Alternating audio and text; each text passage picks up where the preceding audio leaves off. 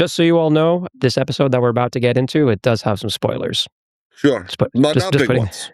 Elliot, all right. And we have you back again for another episode. Good to have you, cuz. Good to be back. For today's episode, we're talking about streaming movies, and we have two really good examples from two different platforms. From Netflix, the Matt Damon, Ben Affleck movie, The Rip, and from Prime Video, we have with Bautista and Momoa, The Wrecking Crew. And yeah, man, like you had recommended The Wrecking Crew, and then I remember I had recommended The Rip. First of all, thank you for the recommendation. Both these movies, different, but talks a lot about the kind of movies that we're getting now, and they're still a lot of fun.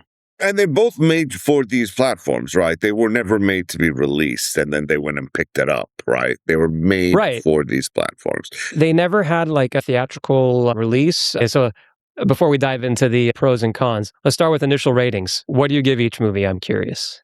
I'm going to say I like The Wrecking Crew a little bit more because it had this levity and lightness to it, which there's just some of the over-the-top things that I'm sure we'll talk about later. It was just so surprising and fun where I was just laughing out loud, just like, oh my God, I can't believe they tried to get away with it. And Momoa, for some reason, they both pulled it off, I thought. A lot of this really over-the-top concept and action pieces. And there are a lot of them. It's a very fully action-based movie. The Rip, on the other hand, I was expecting a little more action, so I'm going to give The Wrecking Crew because I enjoyed it more like a 7 out of 10. I just enjoyed it. It was an enjoyable movie. The Rip, I'll go 6. Sorry. Okay. Yeah, it was a little serious. It was a little high, we can get into the reasons for that as well. But buddies, Affleck and Damon, it was really nice to see them together again. And I think Bautista and Momoa should get a whole franchise going. They were excellent. I thought going into this, especially when I was going to start the second one, which for me, the second movie that I saw was The Wrecking Crew, I was thinking to myself, like, all right, I'm probably not going to like it as much. I have to be honest. I went into it with that. And I totally see what you mean. I will give Wrecking Crew like a 7.5, and then The Rip a 7. It was pretty close for me for both. Starting with the pros. For The Rip, the pros I want to say there are, again, Affleck and Damon, they work well together. The rest of the crew, from Stephen Yeun to Kyle Chandler, who's in everything now, he plays the DEA guy at the end who brings the armored car. I felt, even though it happens very slowly, the movie got better as it went along. That is true. What is on here? Like, it's very confusing for the first 2/3 of it, honestly. And then it comes together at the end, making the movie worth it. And this is Joe Carnahan, the director. I don't know if you remember, his first movie was called Narc. Ray Liotta and Jason Patrick. Very slow burn movie. Yeah, I remember that one. He would do Smokin' Aces. He would do The A-Team. Love both of those movies. The A-Team is one of my go-tos. That first scene of everything just coming down in parachutes, and they're just, it's just the best. It was so over the top that I couldn't even believe it. Half that movie was so great. They went full ham with it, and it's just, Liam Neeson embraced it, having Bradley Cooper, Baracus, like all these characters, and the action. Movie. Yeah, and Smokin' Aces too. I also like that movie a lot because it's just so ridiculous. Jeremy Piven playing that guy who wants to be a mobster. You had Ryan Reynolds. You had Ray Liotta. It had a lot of cameo people in it. Chris Pine, it was one of his first. Okay, highly recommend it. And it's the first time that Affleck also worked with Joe Carnahan. So that was the first time. Now I'm going to go a little bit into the cons. You could feel like this was a much more, it didn't feel like a movie. It was more contained, more Netflix movies, man. Like some of them I love. You told me about Fundamentals of Caring, and there were a few other movies or shows that are just unbelievable on Netflix. Mediocre. This was raised by its actors. And Matt Damon, I thought, did such a good job. You not knowing where he's coming from. Right? It was really well done. And it was confusing. And at the end, the payoff was great. So it's one of those movies that about halfway through, I was just like, why am I watching this? And then all of a sudden, things switch around and it becomes, okay, now I get it. This is great. The whole paranoia of it, and Affleck even has that line, "I don't know if I can trust you right now," and that's a problem for me. Mhm. Like, that tension and paranoia throughout, It was ramped up nicely. and I really think I love what Affleck and Damon have done with their company, Artist Equity, and here, there was a story in the New York Times saying that if this movie reaches certain metrics for Netflix, a certain amount of stream hours, everyone on the production, all 1,200 people, get a bonus. And so I'm So hoping. they incentivized it based on views. Yeah, but Artist Equity, this is their Mhm. kind of contract with any platform they work with saying, "Okay, if we do this and if we reach a certain metric, you're gonna agree to everyone, is gonna get compensated or get a bonus of some kind." I do. Yeah. Yes, I that makes I sense. This is the equivalent of the box office that these streaming services have to give, right? For incentivizing people making things for their venues. Yeah, because it's not just even theatrical box office. Because home video doesn't exist on a physical level anymore, the idea of residuals are pretty much gone. Residuals. Like, the only place where residuals exists is if these platforms, and they're doing this less and less, license it to television companies. There's not gonna television's Yeah. going away, it's all gonna be streaming soon, so forget about TV. Yeah, that's why Sony used to be so successful because they would make content. Sony and Warner Brothers both were very successful because they would make shows, but they didn't have their own streaming platforms, which at first was a advantage for them. But now that Netflix has survived that, Amazon has survived that, so has Apple, and now they're the ones at the disadvantage, meaning Sony and Warner. That's why Exactly. everyone's trying to buy them. If you noticed, Sony Yeah. is majorly in bed with both, Netflix Well, and Prime. and Sony, like, their advantage also is that they've always been a better financially managed company and that they've had more sources of revenue. So for the Mhm. hardware, music, everything else. But for a second, let's actually also go, just because with Netflix that we're talking about with the RIP, Warner Brothers is relevant for a moment because they might be buying Warner Brothers. Netflix might be buying them. Yeah. What are your thoughts on this? Like, between. Netflix does things a certain way, Mhm. and I'm happy for it to be done by Netflix. But if everyone decides to do things on the same level, if Warner Brothers is just going to be supplying Netflix with content, we're losing a voice, we're losing an entire vision. The more things get consolidated, the less creativity exists. That's just a simple way of looking at it. Yeah, I'm just having a hard time picturing, like, going on Netflix and seeing HBO as one of the tiles under Netflix. That would really, it's just gonna be upsetting. And what And would give like they compete? They seriously compete with each other, right? HBO yeah. Max and Netflix are competing forces, and that Mm, competition creates a lot better content than if they were the same, and they mm, would be able to do whatever they want based on money and revenue and just all the things that we hate about the business. It would yeah. just become more and more prevalent if it becomes more and more consolidated. I always viewed Netflix and Prime as just like the volume content makers. They just put out as much and they don't quality controls really, they don't care. Like, for them it's more about the bottom line.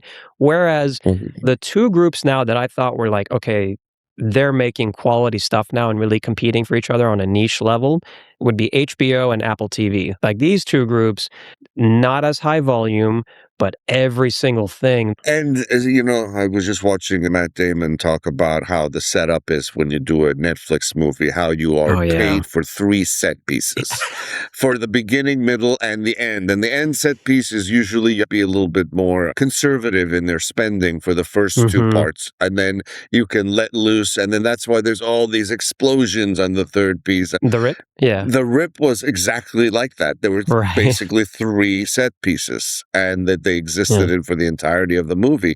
So the all can you imagine if Warner Brothers is gonna live on that level now? It's like, yes, you can have money for this movie, but the amount of money you're gonna make, we'll give the crew extra money only if you hit a certain viewing number. The I weirdest would just thing hate that. Yeah, and the weirdest thing is to think of 2025, right, for Warner Brothers was actually a blowout year for them with movies. They That's had what I was wanting to talk about because they were the number one studio. Why are they selling? Are they selling because they are sitting somewhere and they've created a product which now can be sold for more? Is that what they're doing? I It's think sad. that's how Zaslav, there's yeah, the CEO, I think that's how he operates. I mean, Yeah. it's amazing. No matter who loses, he wins. You know what I Well, mean? He has shaved off a decent amount of the debt on that company, sure, but the morale of everyone who's worked there. Warner Brothers was the home of Christopher Nolan, and then he pretty much said, "Fuck off, peace out, and I'm going to Universal." And finally, he Mhm. got his Academy Award. And actually, you know what? The Academy Award is the secondary achievement. The first achievement is with a movie that's as complex as Oppenheimer and over 3 hours, almost getting $1 billion box office. That is Mhm. Mhm. absolutely incredible. Well Yeah. done, and it's mostly it's a court thing at the end of it too. I couldn't believe that they were going in that direction at the end, like a court drama for the last third. Yeah. Yeah, it's unbelievable. You're right. I hope that, if Netflix does, if they actually close on this thing with Warner Brothers, I hope that they let, in particular, HBO, that one in particular, operate the way it has been, where even under different corporate owners, they've been insulated. It's not gonna happen. Netflix does not want it. It will take the competitive edge out of it if that's going to be the Mm, case, because you cannot have both. They feed off. There's a whole thing, or unless they niche themselves in a mm, certain way. That'd be nice, but they're very similar. They have all kinds of products, I guess, entertainment mm, products that they deliver to get as many views as possible. So I don't know how they are going to share the stage together in any kind of a yeah. positive way. I mean, I'm holding on to hope though, because every now and then, as I was saying at the beginning of this, there are some bright spots at Netflix. Like, I know the one that you're putting off for now, Ozark. When things aren't as crazy in the world, definitely watch that one. And some movies that they've made, like The Irishman, there were some good things that came out of Netflix, but it's few and far between. So we'll see. My favorite streaming right now is Paramount Mm, Plus. I've been mm, impressed with what they've put in, and they because they can also draw from Showtime, from mm, CBS. I watch Paramount Plus the most. Second is Prime, because through Prime I mm, get Apple TV and all that as well. But mm. Netflix is the third thing, last thing Yeah. that I go towards, because I just don't find it entertaining that much No, anymore. So no. I'm really saddened that HBO and Max could become a part of that ecosystem.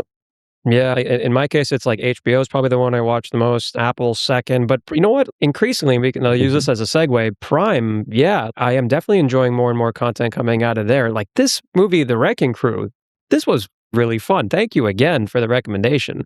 I just saw Um, the whole buddy thing, and I'm like, wait a yeah, second. I was kind of expecting a buddy thing with Affleck and Damon, which I mm, didn't really get. They were buddies in the movie, but it was a mm, tense movie with lots of, intrigue, whatever, deception.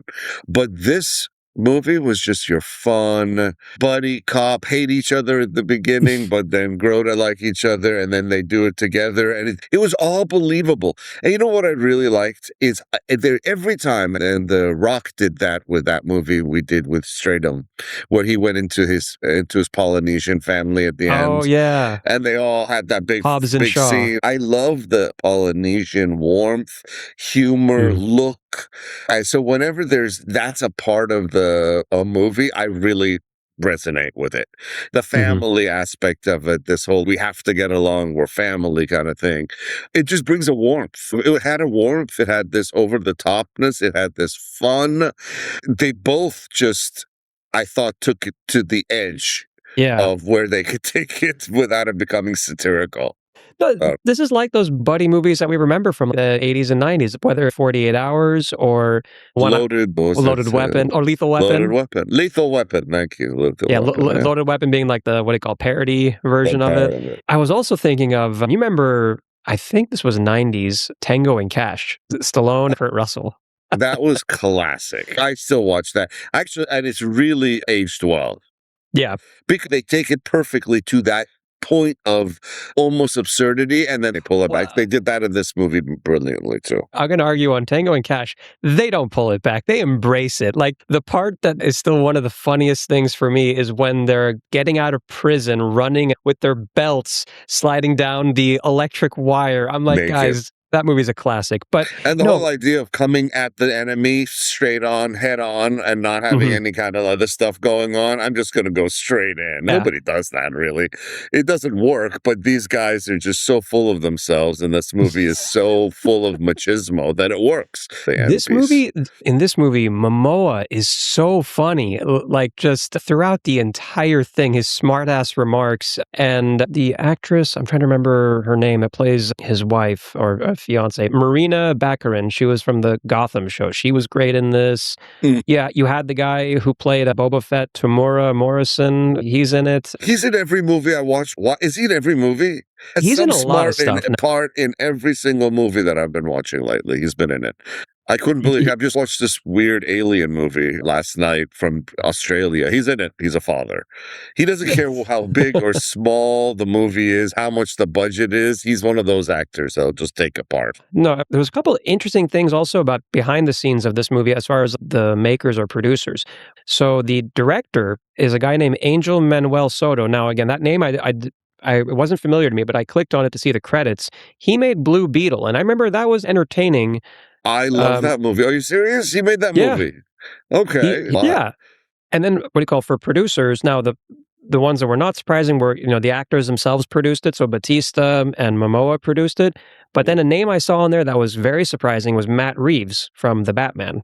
And, the director of The Batman was a producer on this. So I guess, I mean, it kind of fits, like, because he has a little bit of a quirky sense of humor too, a good Are you talking about the writer. most And recent Batman with Pattinson? yeah, Oh, that's so a dark, brooding movie. well, but Interesting. he's done other stuff too, and, like, Mm. yeah, I don't know, man, this movie, I thoroughly enjoyed it. The over the top action piece scenes, definitely. You were mentioning the setting of Hawaii, which was great. Honolulu, actually, the Mm, Hawaii and the islands being represented. So we miss mm, Hawaii. I used to watch yeah, Magnum PI back in the 80s just because of the set piece of Hawaii. It's so mm, you're just like going on a little vacation. Just wow, what a great decision that was. And then they all look the parts. yep, So, I mean, that was beautiful. The family, real important role in there. It wasn't just the two of them doing their thing, there was a whole family aspect of it. And it felt good at the end. It was over the top, totally like one of those 80s buddy cop yeah, movies where they hate each other and love each other, but they finally find a way to make it work. And it did, and over the top. Everything. yeah, So every action piece, they took it one step farther than they needed to, which made it that much better. So I no, really want to say I really recommend this movie. Don't let this movie go by. You should definitely watch it. It's feel good, I light. and the jokes are amazing. The actor, his name's Jacob, Batalon, who in the Spider-Man movies, he's, like, the best friend of Oh Tom yeah, Holland. he was Yeah, great. I didn't make that connection till the end. He really looked mm, different. Maybe he's lost some weight or something. I think he was But more tan. excellent. And that's right. And then Yeah, he yeah, was bald. he was There was bald. some reason there was just something different. But then at the end, Mm. I'm like, that's Spider-Man's best friend. But, like, throughout it, when they're giving him a hard time and then he'd come back with these great jokes. So his character's name is Pika. First of all, I was expecting at some moment or throughout the movie for there to be, like, Pikachu references. There was none of that. But I remember, like, one of the parts I loved was when they came to that bad guy's party, and it's the first time they're wearing the waiter uniforms, like the Hawaii shirts. Like, "All right, you 2 guys, as big and muscular as you are, cannot stand together. You stand out. You look like The Rock fucked himself and had twins. Separate." He has some great one-liners. Yeah. That third person, he's actually a Mm. part of the buddy movie. He was there for a Yeah. lot of the Oh, movie yeah. beginning, middle, and end. And I thought he added this perfect level of humor and levity to Mm. already a funny buddy movie. But yeah, that was really good. Thanks for reminding me of that.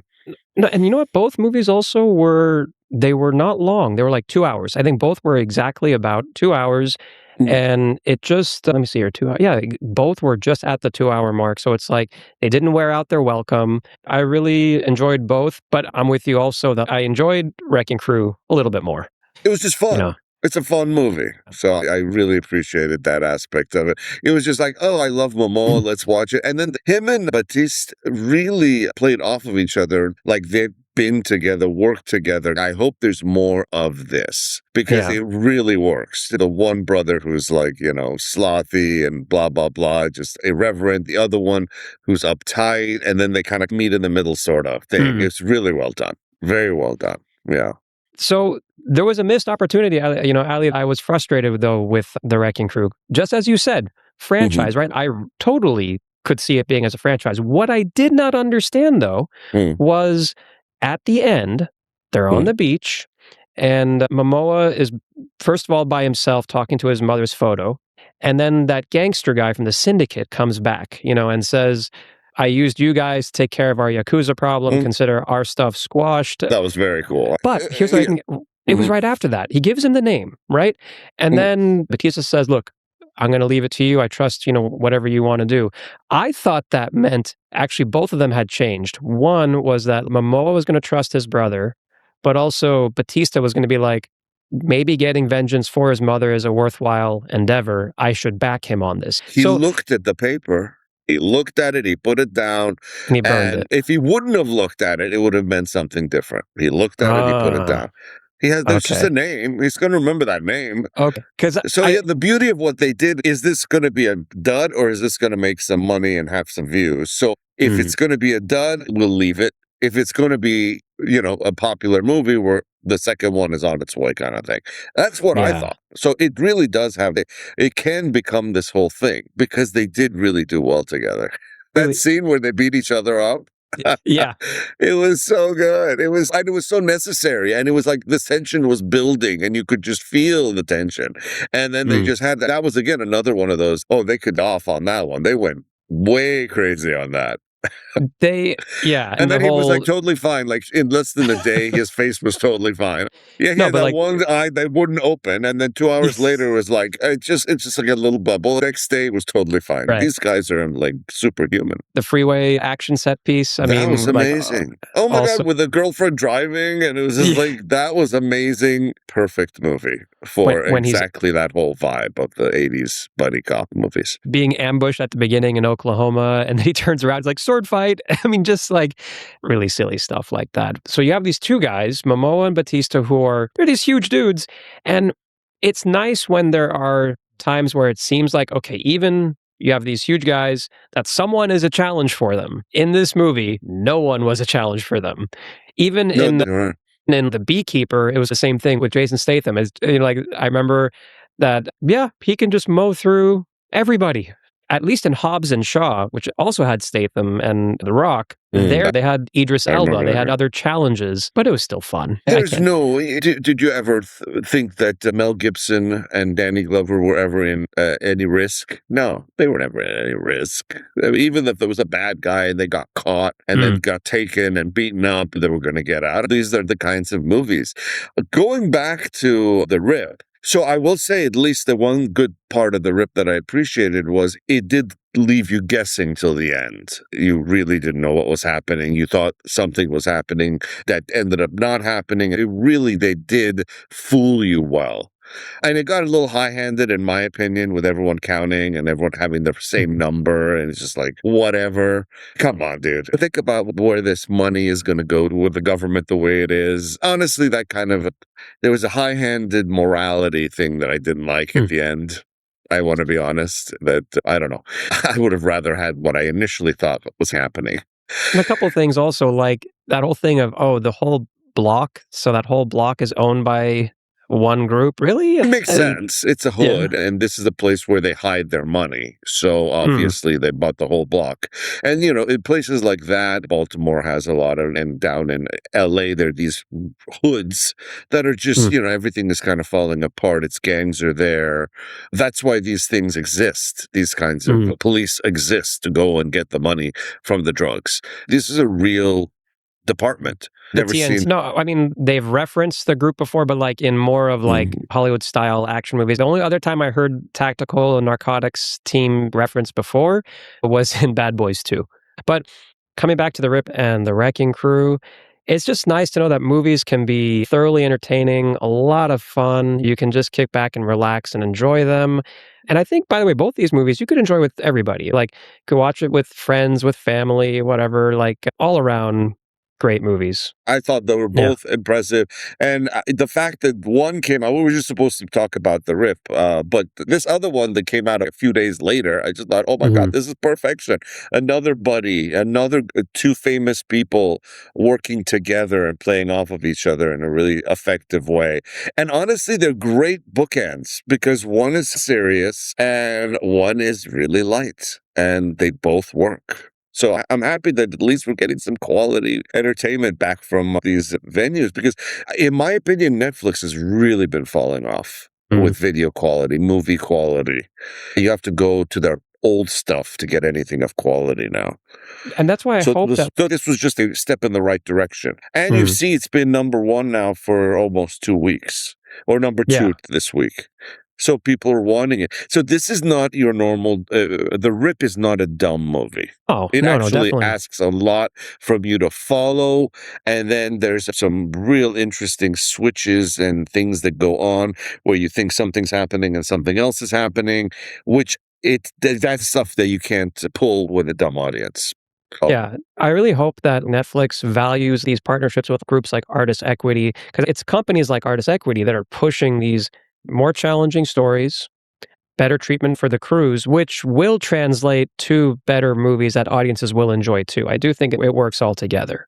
And as far as Prime, like you don't hear these type of issues happening with Prime or the other production companies. So it sounds like Prime already has their house in order in this regard. Netflix is all that it is. Prime and Apple are doing other things. Amazon is doing other Mm. things. This is an add-on service to their Prime account that you would normally get anyway. So it's just like, okay, whatever we give, we give. But Netflix is actually messing with things. I really hope Warner Brother does not go with Netflix and it goes, what was the other one? Take Paramount. over. I'll take Paramount any day. Honestly, I'm really happy with Paramount. But listener, The Rip is on Netflix and The Wrecking Crew is available on Prime Video. And before we go, I just want to say, Ali, let's revisit our ratings. You had said, if I remember correctly, for The Wrecking Crew 7 and The Rip a 6. And are you I'm standing by actually that? going to change that. Now that we've actually Mm, talked about it, and the fact that I'm also judging it based on the fact that it's on streaming services, made for streaming services. So mm, just because of that fact, I'm going to give them the Wrecking Crew took risks that mostly all paid off. I'll give them an mm, 8. And the only reason the Rip is not even on the same level is just because the tone was darker. That's mhm. all. 7. But Yeah. they're both excellent. There are 10s out there. But just because I might have, if I had to get up and go to a movie theater to see these, they would have Mm. had 1 point less. Yeah. You see what Yeah. I'm saying? The fact that I turned my TV on and this delightful movie, The Wrecking Crew, was just there, I'm Mm. giving it an extra point as I'm sitting at home making drinks, having food, enjoying myself. So, yeah, that's what I enjoyed about it. Those big set pieces of action set pieces, that might have been fine in a big screen. It could have even been better. But The Rip would have pissed me off more if I had to get up and go to that. Because it's a really compact thriller. They're only Right, in that right. house the Yeah. whole time. No, they don't leave. It's like all this stuff happens, and it could have been a play for goodness sake. That's definitely something I was struggling with The Rip. Well, first of all, ratings. I stand by that Wrecking Crew 7.5 and The Rip a 7. But with The Rip, it was being reported that their budget was $100 million. How? Like, how is Because that a hundred? Ben and whatever his name, Matt took it. They took it for themselves. Uh, Ben's buying a new yacht for his non-wife and children. These guys are mm, doing incredible work with yeah. very little money. It's unbelievable. Absolutely unbelievable. There are a lot of really small, interesting movies on Mm, Netflix. We could mm, maybe start looking into presenting some of the viewers with those that made with low budget, incredibly well made, effective movies. So I yeah. really would like to do that because there are. You just have to go Mm, find them. That's the yeah. problem. They're selling all the big crowd pleasers, but there's a lot of really good ones in the middle. They're making some fun stuff. It's very rare when you have a time period where two movies on these two different platforms come out and they're both great and entertaining. Again, The Rip and The Wrecking Crew, they are out now. I do hope you check it out. Ali Rizal, thank you guys. I really do appreciate you being on the episode today. Absolutely so much fun. Let's do this on a regular. Let's do this again soon for sure. Listener, check these out. And as always, thank you for listening.